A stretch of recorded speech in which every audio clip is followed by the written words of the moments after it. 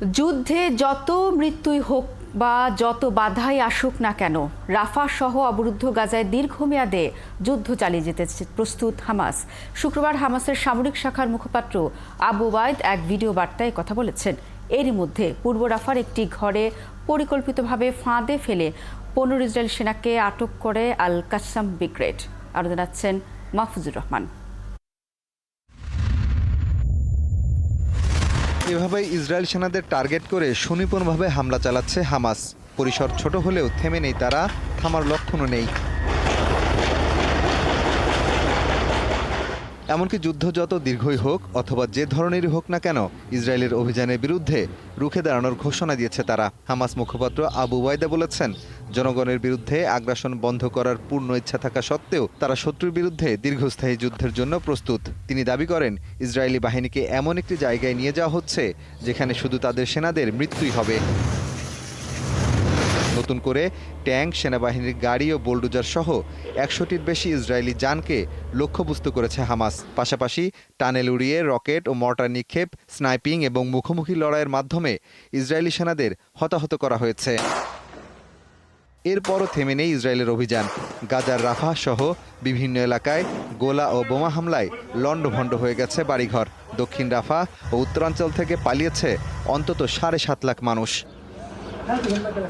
পশ্চিম তীরে জেনিনেও রীতিমতো ধ্বংসযজ্ঞ চালিয়েছে ইসরায়েল। ফলে এসব এলাকায় একাধিক মৃত্যুর খবর পাওয়া গেছে। হাসপাতালগুলোতে বাড়ছে হতাহতদের ভিড়। এই পরিস্থিতিতে নতুন করে হাসপাতালগুলোতে চরম জ্বালানি সংকটের কথা জানিয়ে উদ্বেগ প্রকাশ করেছে বিশ্ব স্বাস্থ্য সংস্থা। একই সাথে চিকিৎসা সরঞ্জামের অভাবে স্বাস্থ্যসেবাও ভেঙে পড়ার আশঙ্কা করা হচ্ছে। এদিকে ফিলিস্তিনের অবরুদ্ধ গাজা উপত্যকায় ত্রাণ পৌঁছানো শুরু হয়েছে। মার্কিন নির্মিত ভাসমান বন্দর হয়ে শুক্রবার সেখানে যুক্তরাজ্যের পাঠানো একটি প্রাথমিক চিকিৎসার চালান পৌঁছেছে।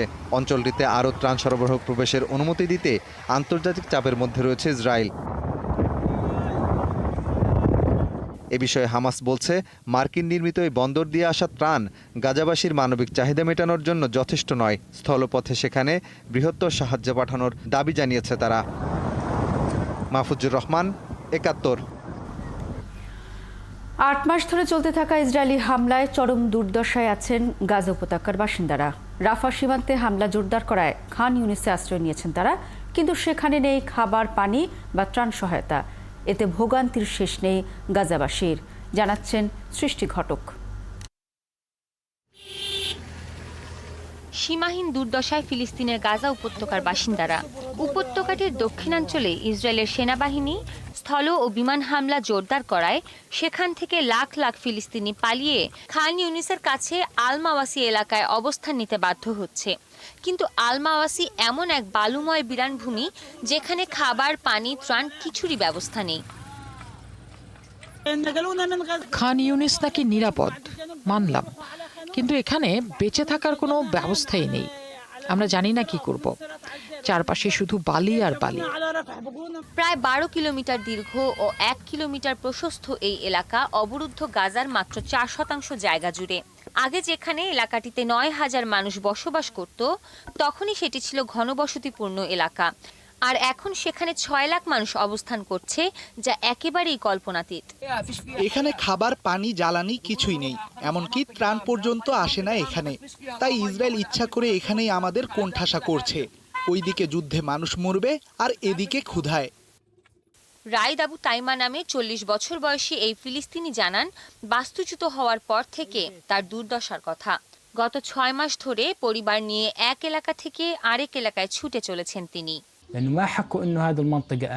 আমরা খালি পায়ে এক কাপড়ে সবাই বাড়ি ছেড়েছি। শুরুতে একটা স্কুলে আশ্রয় নিয়েছিলাম, কিন্তু সেখানেও রোজ হামলা হচ্ছিল।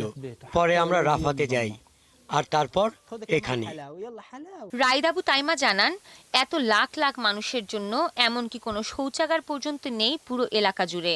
ফলে চরম অস্বাস্থ্যকর অবস্থায় রয়েছেন তারা। এরই মধ্যে রোগবালাই বাড়তে থাকায় দুর্ভোগ বাড়ছে যুদ্ধ বিধ্বস্ত গাজাবাসীর।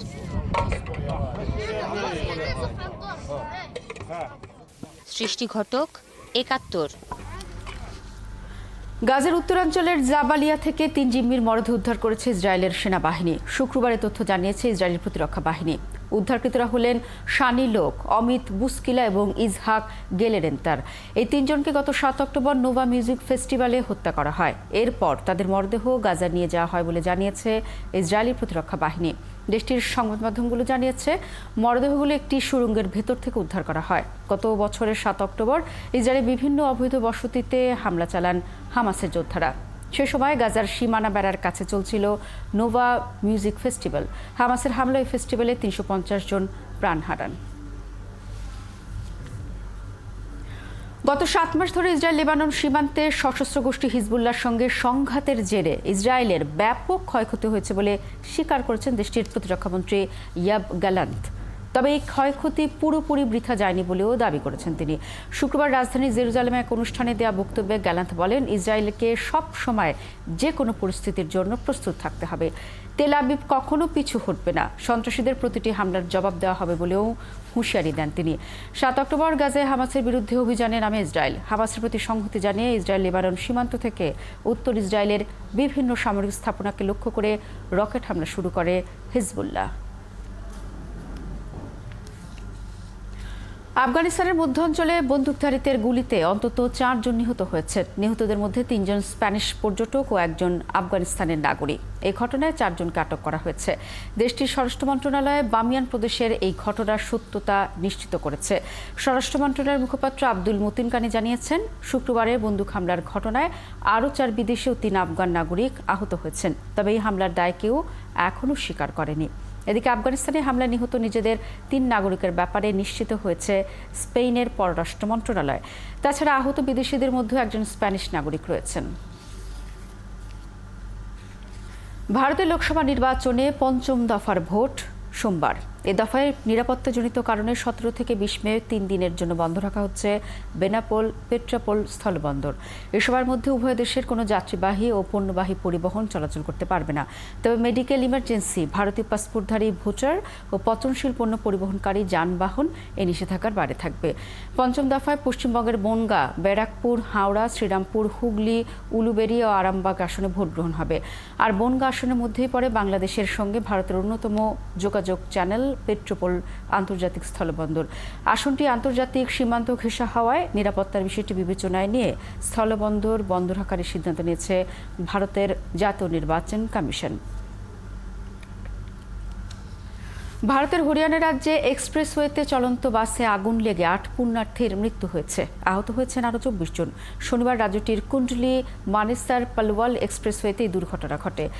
ওই সময় এসব পুণ্যার্থী উত্তরপ্রদেশের মথুরা ও বৃন্দাবনে তীর্থযাত্রা সেরে ফিরে আসছিলেন। স্থানীয় কর্মকর্তারা জানিয়েছেন, বাসটিতে নারী ও শিশুসহ এক পরিবারের অন্তত 60 জন আরোহী ছিলেন। তারা সবাই পাঞ্জাবের বাসিন্দা। তাদের বহনকারী বাসটি হরিয়ানার নু এলাকার কাছে আসার পর সেটিতে আগুন লাগে। বেঁচে যাওয়া যাত্রীরা জানিয়েছেন, রাত প্রায় 1:30টার দিকে বাসের পেছন থেকে ধোঁয়ার গন্ধ পেয়েছেন তারা। আগুন লাগার কারণ জানতে এরই মধ্যে শুরু হয়েছে তদন্ত। যুক্তরাষ্ট্রের নিউ ইয়র্কে নিজের বাড়িতে পুলিশের গুলিতে বাংলাদেশি তরুণ উইন রোজারিওর মৃত্যুর 1 মাস পর প্রথমবারের মতো দুঃখ প্রকাশ করলেন নিউ ইয়র্কের মেয়র এরিক অ্যাডামস। সংবাদ সম্মেলন করে জানান, উইনের পরিবারের সাথে দেখা করেছেন তিনি। এদিকে খবর প্রচারের কয়েক ঘন্টার মধ্যেই মেয়রের দাবি অস্বীকার করেছে উইনের পরিবার। আরও জানাচ্ছেন আফসানা শাওন। নিউ ইয়র্কের মেয়র এরিক অ্যাডামস এক সংবাদ সম্মেলনে বলেছেন, ব্যক্তিগতভাবে তিনি উইনের পরিবারের সাথে দেখা করতে গিয়েছিলেন, কিন্তু তারা কথা বলতে অস্বীকৃতি জানিয়েছেন। আমি ব্যক্তিগতভাবে ছেলেটির বাবা মায়ের সাথে দেখা করতে গিয়েছিলাম, কিন্তু তখন তারা কথা বলতে চাননি। আমি একে অবশ্যই সম্মান করি। আমি বুঝি এমন একটি ঘটনা কতটা কষ্টের আর কতটা মর্মান্তিক। অভিযুক্ত 2 পুলিশ সদস্যের বিরুদ্ধে কেন ব্যবস্থা নেওয়া হলো না, এমন প্রশ্নের জবাবে মেয়র বলেছেন, ঘটনার তদন্ত চলছে। বিষয়টা এত সহজ নয়। ঘটনার তদন্ত চলছে। এটা অ্যাটর্নি জেনারেলের সিদ্ধান্ত। তিনি সিদ্ধান্ত নেবেন। এরপর অন্যান্য প্রক্রিয়া শেষ হবে। মেয়রের এই বক্তব্যের কয়েক ঘন্টার মধ্যেই একে মিথ্যা বলে নাকচ করে দিয়েছে উইনের পরিবার। তাদের দাবি, মেয়র কখনোই তাদের সাথে কথা বলার চেষ্টা করেননি। তবে কথা বলতে এলেও তারা মেয়রের সাথে কথা বলতেন না বলে জানিয়েছেন উইনের মা। বলেন, মেয়রের কাছ থেকে কোনো সহানুভূতি তারা চান না। তারা কেবল চান ছেলের মৃত্যুর জন্য দায়ী পুলিশ সদস্যদের শাস্তি। সম্প্রতি রোজারিও পরিবারের পক্ষে তাদের আইনজীবী মেয়রকে আহ্বান জানিয়েছিলেন অভিযুক্ত 2 পুলিশ সদস্যকে যেন বরখাস্ত করা হয়। এছাড়াও রাজ্যের পুলিশের এমন বর্বরতার বিরুদ্ধে মেয়রের তেমন ক্ষোভ দেখা যায়নি বলেও সমালোচনা করেন তারা। উইনের মৃত্যুর পর থেকে এখন পর্যন্ত কোনো মন্তব্যই করেননি মেয়র এরিক অ্যাডামস। তবে গত সপ্তাহে সিটি হলে আয়োজিত প্রতিবাদ সভায় তার সমালোচনার পর এই প্রথম এ বিষয়ে মুখ খুললেন তিনি। আফসানা শাওন, একাত্তর। মালয়েশিয়ার একটি পুলিশ স্টেশনে হামলার ঘটনায় 2 পুলিশ কর্মকর্তা নিহত হয়েছেন। এ সময় আহত হয়েছেন আরও একজন কর্মকর্তা। শুক্রবার ভোরে দক্ষিণাঞ্চলীয় জোহর রাজ্যের উলু তিরাম শহরে এই ঘটনা ঘটেছে। কট্টরপন্থী জেমাহ ইসলামিয়া গ্রুপের এক সদস্যই হামলা ঘটিয়েছেন বলে সন্দেহ করা হচ্ছে। থানা কর্তব্যরত পুলিশ এক দম্পতির সঙ্গে 2 বছরের পুরনো একটি ঘটনা নিয়ে কথা বলছিলেন। তখন সন্দেহভাজন ওই ব্যক্তি একটি মোটরসাইকেলে চড়ে স্টেশনে এসে প্রথম অফিসারের মুখোমুখি হওয়া মাত্রই তাকে ছুরি দিয়ে আঘাত করে এবং দ্বিতীয় অফিসারকে পুলিশের সার্ভিস রিভলভার দিয়ে গুলি করেন।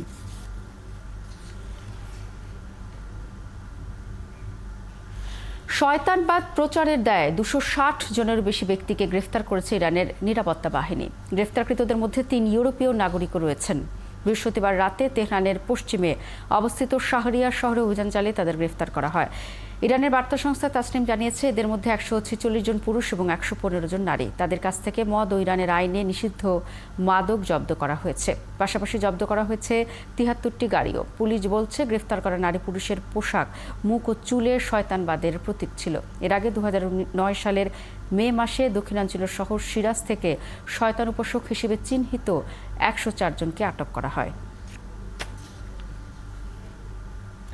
ইন্দোনেশিয়ার সুমাত্রায় ভয়ঙ্কর বন্যার মৃতের সংখ্যা বেড়ে 67 জনে দাঁড়িয়েছে। এখনও নিখোঁজ রয়েছেন কমপক্ষে 20 জন।